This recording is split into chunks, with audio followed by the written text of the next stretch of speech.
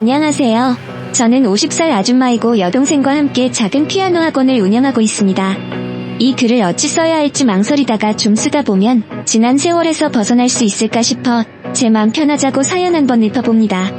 저는 남부럽지 않는 중산층 가정에서 태어났고 사업가 아버지와 첼로를 전공한 엄마, 여동생과 함께 평안한 가정 아래서 행복하게 잘 살았습니다.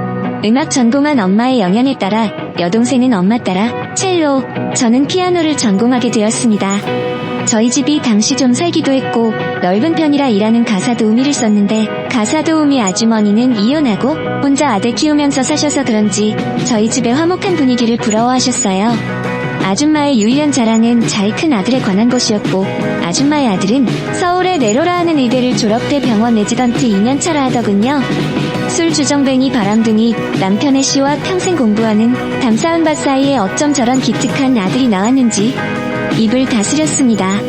말씀이 많으신 편이셨는데 틈만 나시면 아들 자랑을 늘어놓으셨고 다른 화제의 말을 하더라도 결국은 꼭 자식 자랑으로 매듭을 지으셨습니다. 자칫 팔불출에 눈꼴 사납게 볼 수도 있으나 저희 부모님께서는 귀한 아들 둬서 좋으시겠다고 뭐니뭐니 해도 자식 복이 최고라고 하시면서 치켜 세워주시더라고요. 근데 호랑이도 제 말하면 온다고 아줌마가 정말로 필요해서 심부름을 시켰는지 아닌 의도가 있었는지 밖에서 초인종 소리가 들리며 아들이 찾아왔더라고요.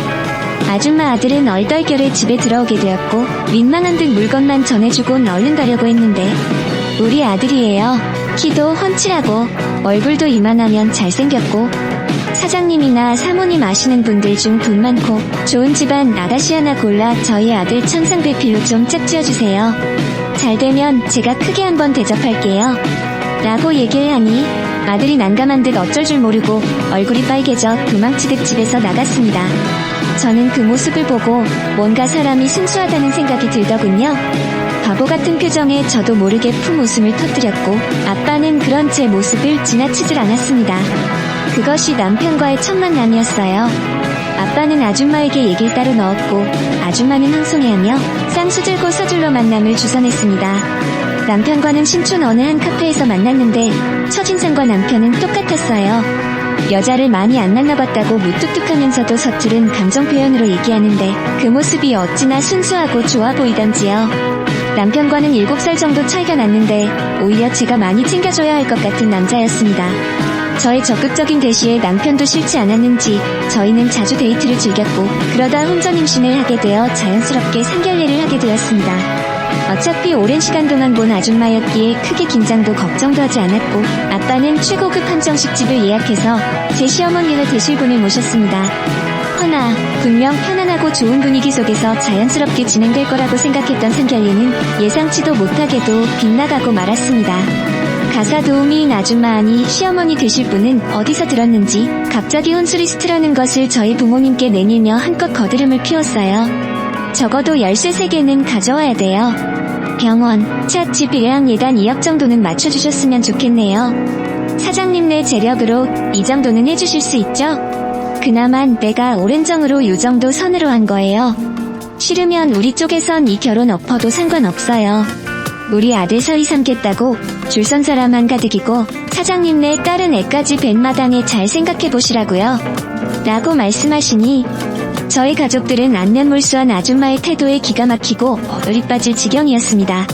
남편은 자신의 엄마에게 왜 그러시냐고 그만 좀 하시라고 창피한 듯 말렸지만 아줌마는 아랑곳하지 않으신 채 뻗대며 마치 빚받으러 온 빚쟁이 마냥 저희 부모님을 몰아붙였네요.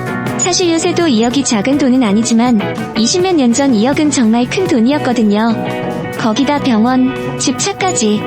맘 같아서는 보란듯 확 엎어버리고 싶었지만 뱃속의 아기 때문에 차마 그럴 수도 없었습니다. 제가 혼전 임신한 걸로 부모님께 책 잡히게 한 게 너무나 죄송스럽더라고요. 허나 저희 부모님께서는 저희들을 앉혀놓고 뱃속 아기한테 그러는 거 아니다. 귀한 아기 찾아와줬는데 소중히 여겨야지. 아빠가 우리 의사 선임 맞으려는데 어느 정도 대우 안 해줄까봐 다 생각해놓고 있었으니 우리 딸은 아빠만 믿으면 돼. 알았지? 자네도 어머니께 너무 그러지 말게나. 자네 이렇게 훌륭하게 키워주신 분인데 당연히 키워준 노고를 보답받고 싶을 걸세. 살면서 우리 딸 많이 사랑하고 아껴주면 그걸로 됐네. 라고 하셨습니다.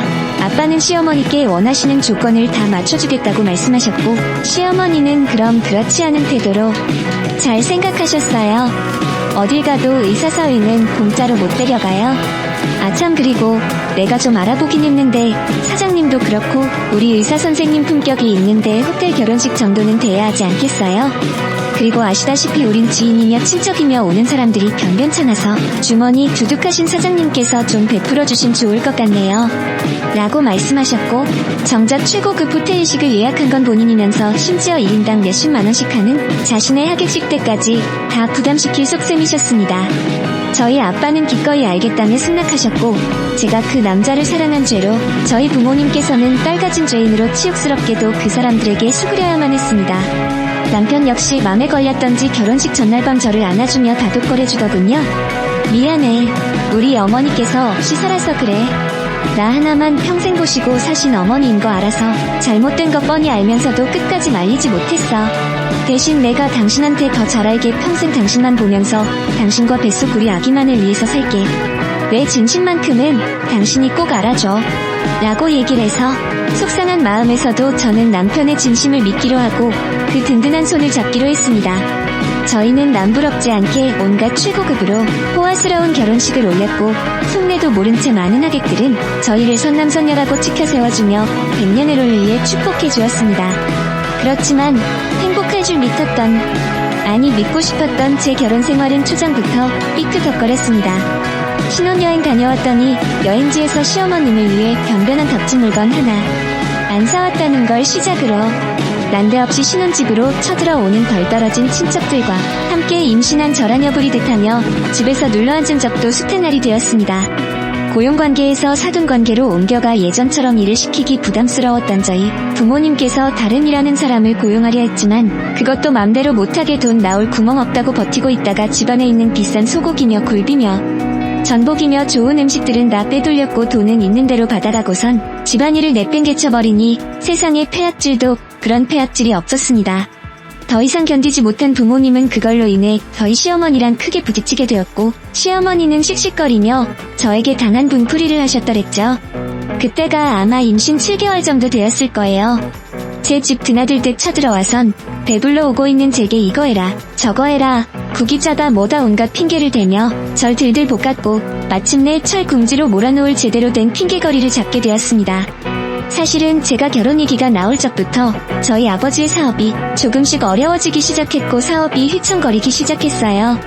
그때쯤 IMF를 맡게 되어서 모든 기업들이 줄줄이 부도를 맞게 되었는데 저희 아버지 사업도 이와 마찬가지로 큰 어려움에 처하게 되었습니다. 회사 사활이 걸린 상태로 온갖 부족한 자금을 끌어모아 부도만큼은 막으려 노력하고 있는 저희 아버지에게 시어머님은 거기다 대고 왜 우리 아들 병원 안 해놓냐며 의가 멀다 하고 난리를 쳐댔고, 저에 대한 압박은 점차 심해져 왔습니다. 남편과도 그것 때문에 몇 번이나 부딪혔지만 시어머님은 그럴수록 저룩죄어 오며 횡포를 일삼았습니다. 저는 그 힘겨운 와중에 아이를 낳게 되었고, 불행하게도 제 딸은 가엾은 제 아이는 임신했을 때 스트레스를 많이 받아서였는지 태어나자마자 선천적인 심장질환을 안고 태어났습니다. 태어난 지 얼마 안 된 신생아가 그 여리디 여린 몸으로 어른도 기겁할 법한 3차례 심장 수술을 진행했지만 제 딸은 결국 견디지 못하고 끝내는 숨을 멎었고, 저는 떨리는 손으로 차마 믿고 싶지 않았던 참혹한 광경에 따뜻한 온기가 채 식지 않은 제 아이의 축 늘어진 몸을 안고 울부짖었습니다. 자식을 먼저 보내야 하는 어미의 심정을 당해보지 않는 한 누가 감히 헤아린다 말을 할 수 있을까요? 그 처절한 자식 잃은 심정을, 그 참담하고 잔인한 아픔을 아무도 죽어도 모를 것입니다. 그런 제 앞에 시어머니는 이렇게 말씀을 하시더라군요. 의구 공짜로 네 서방 잡으려는 수작질 부렸던 애 너랑 네 부모 죗값 걔가 다 짊어지고 간 거라 생각하고 털어버려라. 평생 부모 근심이나 달고 살지. 우리 아들 그것 때문에 속 썩는 거 보기도 싫고 애는 또 가지면 되니 차라리 잘됐다 여겨라고 막말을 하시는데, 그저 제 딸 번듯한 가정에서 제가 자랐던 화목한 가정 그대로 물려주고 싶어 인간 같지 않은 시어머니의 폐악질을 참아냈던 건데, 남편 역시 막아주는 척은 했지만 피는 물보다 진하다고 지 부모를 끝까지 이기지 못하니 이미 저의 상태는 돌이킬 수 없었습니다. 결혼 생활을 유지할 아무 이유도 희망도 없어진 저는 미친 여자처럼 남편과 시어머니께 울며불며 답을 써댔습니다. 당신들이 인간이야? 어떻게 먼저 가버린 손녀딸을 두고 그따위 말을 짓거릴 수 있어? 어떻게 당신도 부모면서 딸아이 잃은 내 앞에서 그런 잔인한 말을 할 수가 있는 거냐고. 나 지긋지긋한 당신네들에게 이제 그만 벗어날래? 우리 이혼해. 다 끝내자. 그러자 시어머니 팔 걷어붙이며 통쾌한 듯 제게 몸뚱이리만 나가라 하시더라고요. 안녕하세요. 저는 50살 아줌마이고 1년이 조금 넘은 결혼 생활에서 절 내쫓고 집이며 차며 집어삼키려 했습니다. 타령치 않은 행각에 저는 기가 막혔지만 잠시도 그들이랑 한 공간에서 숨을 섞는 것조차 불쾌해 그날로 짐을 싸 집을 나갔습니다. 그때 남편이 절 붙잡더라고요. 제 앞에 무릎을 꿇으며 절 말렸습니다. 제발 나 버리지 마 여보. 내가 잘 설득할 테니까. 화가 나서 말로는 저렇게 말씀하시지만 속까지 나쁜 분은 아니야. 오랫동안 봐왔던 당신이 제일 잘 알잖아. 나 당신 없으면 못 살아. 그러니 제발 날 봐서라도 한 번만 참아줘. 한 번, 이게 지금 한 번이야. 수도 없는 행패에 여지껏 참았고 떠나간 우리 아이한테 몹쓸 말하는 당신네 어머니 이제는 치가 떨려서 무서울 지경이야. 나랑 살고 싶은 당신이 당신 손으로 어머니 버려. 그러면 생각해볼게. 라고 하니 흔들리는 시선에 입술을 질끈 깨물고는 결국은 절 놓아버리더군요. 우리 아이에게 어떤 짓을 저질렀는지 뻔히 알면서 그래도 천년인지라 어머님을 등질 수는 없다 했습니다. 저는 그럴 줄 알았다는 듯 서러움을 꾸역꾸역 삼키고선 그게 당신이라는 사람이라며 당신을 믿고 선택한 날 스스로 용서할 수 없다고 모진 말을 뱉고는 그를 떠났습니다. 저를 잃고 가슴 아파하며 우는 그 사람에게 돌아서며 우리의 더없던 상처뿐인 결혼 생활은 그렇게 끝이 났습니다.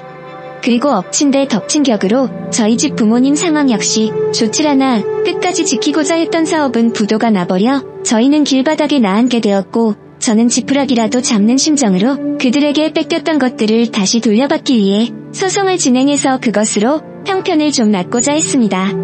다행히 소송에서 승소하여 저희는 일부 돌려받을 수 있게 되었고 그걸로 인해서 남편과 시어머니하고는 철천지 원수가 된 악연으로 매듭지어졌습니다.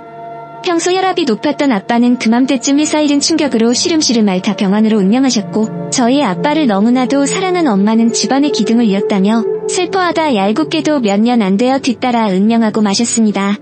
3년 내 부모님 줄초상을 치른 제게 남은 가족이라곤 유일한 피부치인 여동생뿐이었네요. 여동생은 제 결혼 생활을 보면서 남자와는 담을 쌓게 되었고 올드미스가 되었습니다. 세상에 두 자매 밖에 없던 저희는 서로를 의지하며 피아노 학원을 운영하고선 그렇게 20여 년 동안 간신히 삶을 꾸려나갔습니다. 그러던 중 제가 몸이 안 좋아 동네 병원을 찾게 되었어요. 유독 피곤함이 잦았던지라 빈혈이 심해졌고 코피도 자주 나 처음에는 스트레스로 인한 과로인가 싶어 영양제 한 대 맞을 생각으로 갔지만 피검사 후 전 생각지도 못한 병을 의심받게 되었습니다. 아무래도 증상이 심상찮습니다. 최악의 경우 제 생각으로는 급성 골수송백 혈병이 의심됩니다만 제가 잘 아는 교수님께 소견서를 써드릴 테니 한번 찾아가 보십시오라고 소견서를 내주었는데 아이러니하게도 찾으라는 의사가 제 전남편과 이름이 똑같은 사람이더라고요. 흔한 이름이라 그냥 동명이인이겠지 싶어 저는 해당 병원에 가서 박준호라는 교수님을 찾아왔다고 해서 진료를 기다리고 있었는데 그런데 저는 진료실에 들어가서 의사를 보자마자 심장이 멎을 뻔했습니다. 네, 바로 20여 년 전 헤어진 제 전 남편이더라고요. 그토록 오랜 시간이 흘렀건만 한눈에 알아볼 만큼 그 사람은 그대로였습니다. 그 사람 눈에도 제가 그대로 보였던지 본인도 모르게 일어서서는 제게 내뱉는 첫마디가 여보, 라는 말이었습니다. 헤어진 지가 언제인데 여보라는 말이 무심코 나오다니 예나 지금이나 착한 줄만 알았던 우유부단함도 그대로였던 것 같고 세월만 흘렀지 그 사람 자체가 변한 것 같지는 않았습니다. 정신이 들은 전 남편은 차트를 보더니 저와 차트를 다시금 번갈아 보면서 손을 떨다가 애써 담담한 척 백혈병이 어려운 병이긴 하지만 불치병은 아니야. 그나마 초기에 발견해 당장의 항암치료 시작하고 관리 잘하면 나아질 거야. 내가 당신 꼭 고쳐줄게라고 좋은 말로 가볍게 얘기하더라고요. 허나 나중에 알고 보니 백혈병은 진단받는 순간 이미 생사의 기로에 돌입하고 치료받고 난 후에도 부작용이 상당하다 하더군요. 게다가 치료비도 만만찮아 보험조차 제대로 들지 않았던 제게는 큰 부담이었습니다. 그렇다고 생을 포기할 수도 없어 저는 일단 전 남편과의 껄끄러운 관계 때문에 다른 병원으로 옮기려는 시도를 했지만 남편이 어떻게 주소지를 알아내었는지 절 찾아와 말리더군요. 내가 당신이랑 옛 처가집 식구들에게 받은 은혜가 얼마인데 당신 하나 치료 못해줄까봐. 나 예전에 당신이 알고 있던 나약한 나 아냐. 명예도 능력도 다 가졌으니까 당신 하나 치료해주는 건 내게 일도 아니라고. 그깟 자존심이 뭐라고. 그 옛날 당신 행복하게 해주겠다는 약속 못 지켰으니까 지금이라도 당신 치료할 수 있게만 허락해줘. 백혈병이 힘든 암인 거 맞지만 전신에 퍼진 암 중에는 완치가 되는 몇 안 되는 질병이라 치료만 성공하면 흔적 없이 정상인으로 돌아갈 수 있어. 희망을 잃지 말고 나 한 번만 믿어봐. 제발 부탁해. 라고 하니 저도 어떻게 해야 할지 모르겠더군요. 고민하고 있는 사이 제 몸은 병들어가고 있었고 제 여동생은 이 사실을 알고 바보같이 굴지 말라며 얼른 그 남자 말대로 하라고 절 설득했습니다. 제가 자존심을 내세우기에는 치료비가 너무나도 컸고 결국 스스로에게 그 예전 그 남자한테 당했던 빚을 지금에서야 받는 거다라고 여기며 제 몸뚱아리를 전 남편에게 맡기기로 했어요.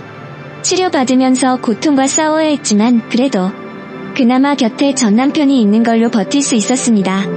그 사람 존재가 위안이 돼서가 아니라 전 남편에 대한 미움과 원망 때문에 그 옛날 악몽 같던 시어머니의 폐악질을 기억해내며 어떻게 해서든 그들보다 잘 살고 행복해져야겠다라는 일념 하나로 살아야겠다는 절실한 그 심정 하나로 독한 고통을 이악 물고 이겨냈습니다. 저는 제 전담의사였던 남편과 자주 부딪히며 간혹 사적인 얘기를 주고받았는데 전 시어머니와 남편에 대한 그간 소식을 듣게 되었어요. 남편은 저와 이혼 후 몇 년 있다가 소문대로 처녀장가를 들었는데 그 사이에서 딸을 낳았더라고 하더라고요. 부인은 있는 집 딸이라 남편과 함께 미국으로 유학을 갔는데 어린 손녀가 못 모르고 신호 안 지킨 채 차도를 건너는 거 시어머니가 몸을 던져 아이를 구했다고 하더라고요. 그 손녀는 구했지만 어머니는 교통사고로 저 세상을 갔다 합니다. 하며 눈을 감는 순간 이상하게도 전날 이미 저 세상 가버린 제 딸. 전에 손녀가 자신에게 안기는 꿈을 꿨다며 여태 생각도 않던 먼저 간 손녀가 그날 왼종일 많이 쓰였다고 말씀하셨다더군요. 그 미운 사람은 저와 제 딸에게 참으로 늦은 미안함을 전해달라며 눈을 감았다 했습니다. 그러고 보면 인과응보는 있었나 봅니다. 제가 독하고 못돼서였는지 끝까지 곱게 생각은 안 들더군요. 전 남편은 어머니가 돌아가시고 나선 부인과 극심한 갈등을 겪었다고 합니다. 고국이 그리워 한국으로 돌아가고 싶었던 전 남편과는 달리 미국에 남아있어 딸 공부를 시키고 싶었던 세 부인 갈등을 빚다 남편은 결국 기러기 아빠로 삶을 택했고 한국과 미국에서 떨어진 부부 사이는 결국 부인이 현지인과 바람이 나면서 그 또한 갈라지는 비극을 겪었다 합니다. 딸도 그쪽에 적응하고 있어 현재 연락도 잘 안되고 있다 하는데 남편 삶 역시 참 외롭다 싶었네요. 저는 남편의 곁에서 계속 치료를 받았고 남편은 그 어느 때보다도 절 정성껏 챙겨주며 의사 이상의 책임감으로 힘써주었습니다. 전 남편은 항상 근무가 끝난 뒤에는 제 간호를 위해 보호자로서 절 찾았고 병원에 근무할 적엔 의사로서 소임을 다했습니다. 그리고 저희 사이에는 조금씩 저물었던 옛감정이 싹트기 시작했습니다. 어느새 전 남편에게 의지하게 된 절, 제 여동생은 잘됐다 싶어하며 응원해주었고 그런 남편 덕이었는진 몰라도 전 하루가 다르게 차도를 보였습니다. 오랜 투병 시간을 견디고 나서야 저는 드디어 몸을 회복하게 되었네요. 그리고 완치 판정을 받은 날 남편은 저를 드라이브 시켜준다며 공기 좋고 경치 좋은 곳으로 데려가 제 손을 잡고 제 손가락에 반지를 껴주며 말했습니다. 우리 다시 시작하자. 이제는 아무 방해 없이 오로지 당신과 나만을 위한 삶을 살고 싶어. 처음엔 당신이 나한테 프로포즈 했었지? 이제는 내가 당신에게 프로포즈하고 싶어. 남은 여생 당신이랑 행복하고 싶어. 용기 없고 못난 날 지금이라도 받아주면 안 될까?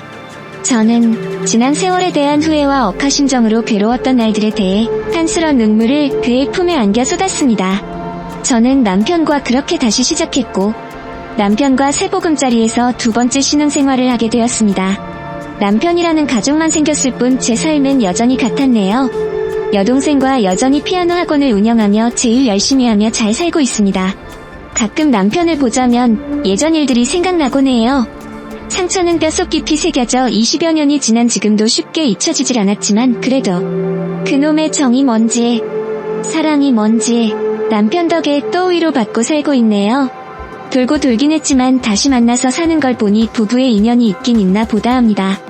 해묵은 얘기를 정리해서 실컷 털어놓으니 좀 살 것 같네요.